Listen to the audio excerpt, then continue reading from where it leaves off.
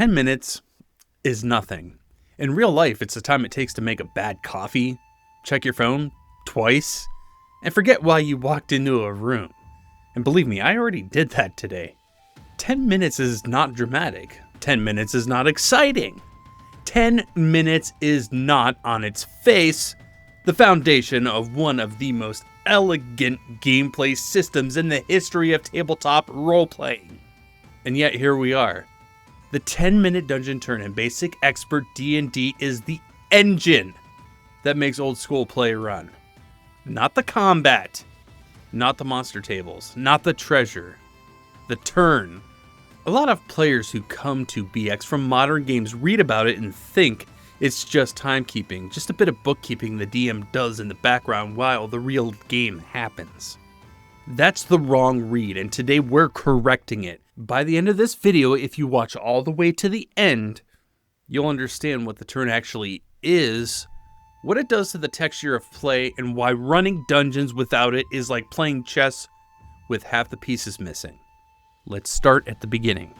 A turn in BX is 10 minutes of in-game time. One turn. This isn't a narrative beat, it's not a scene. 10 concrete minutes on the dungeon clock. The rulebook is specific about this because the dungeon clock is real and it has teeth. 6 turns in an hour. That's a timer ticking in the background every single time the party sets foot underground, whether anyone at the table says so out loud or not. Now here's what happens inside one of those turns. And this is where people underestimate the system.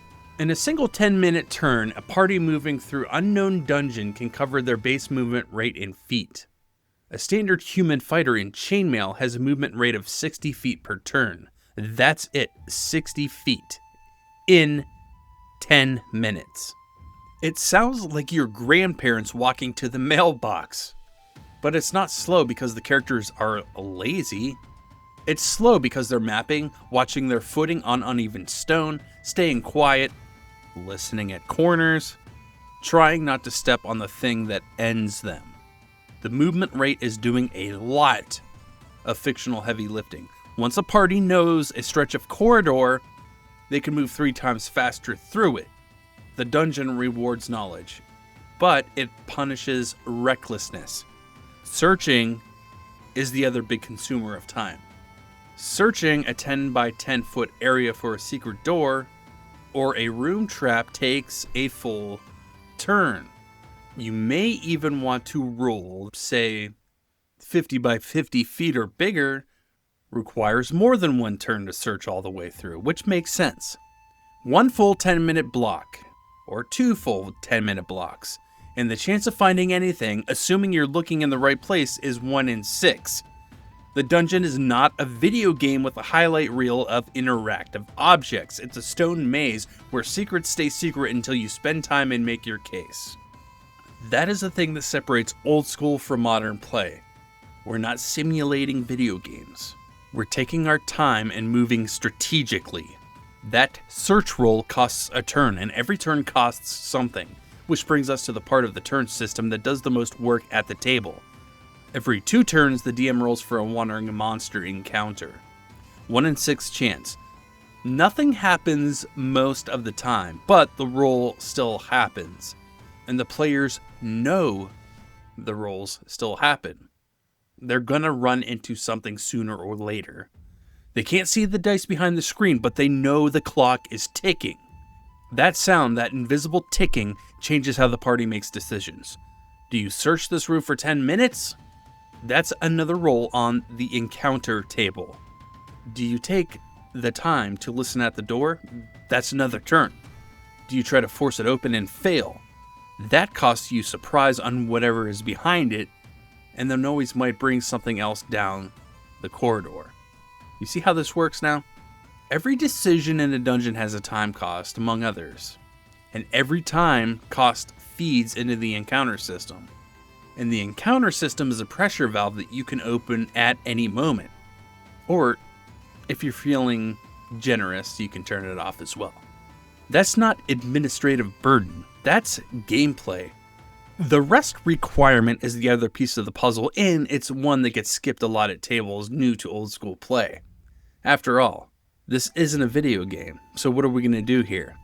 Characters must rest for 1 full turn every 6 turns. 1 full turn out of 6 doing nothing but sitting down and catching their breath. If they push through and skip it, they take a penalty to attack and damage rolls until they rest. The dungeon doesn't just drain your hit points, it drains your stamina, it drains your torches, it drains your time, and it drains your soul.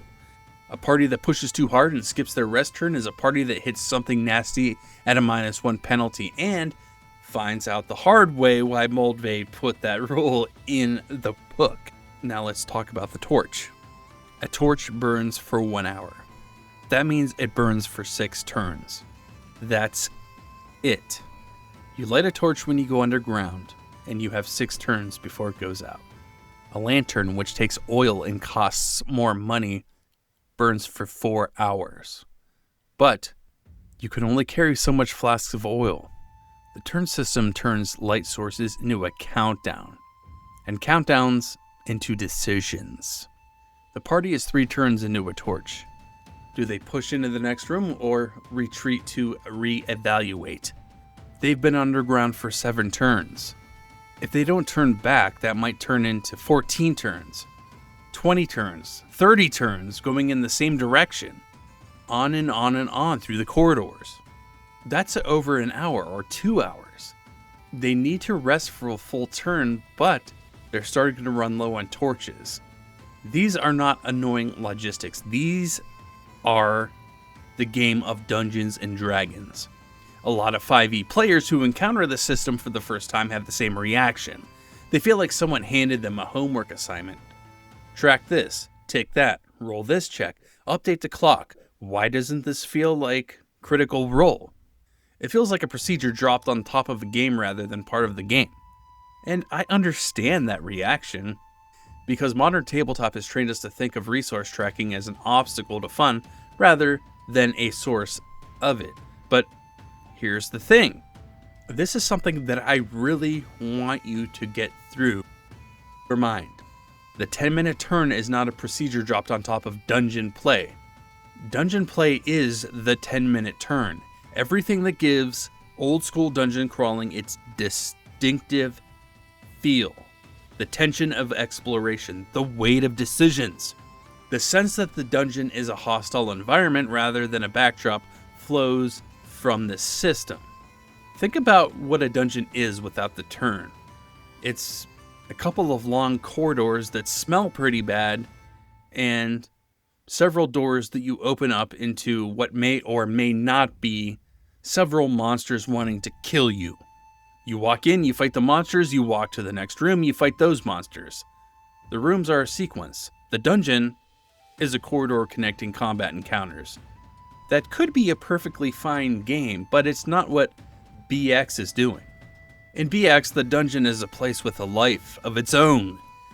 Monsters wander in, light fails in it, bodies get tired in it. Time matters in the dungeon. The turn is the mechanism that makes all of that real. Here's a concrete example of how the turn changes a scene. The party finds a room with a chest.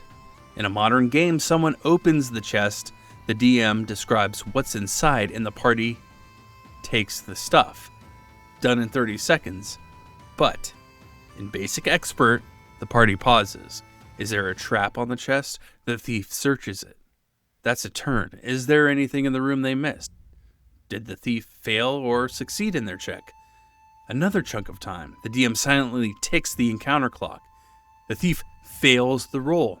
Does the thief try again? Another turn. The DM rolls for wandering monsters. Nothing. This time. Now they're tense. Now the chest is interesting, not just as a container of treasure, but as a decision of risk. The encounter check is the key. It doesn't matter that it comes up empty 8 times in a row. It matters that it can come up at any point. That the players know it and that every turn they spend underground feeds into it.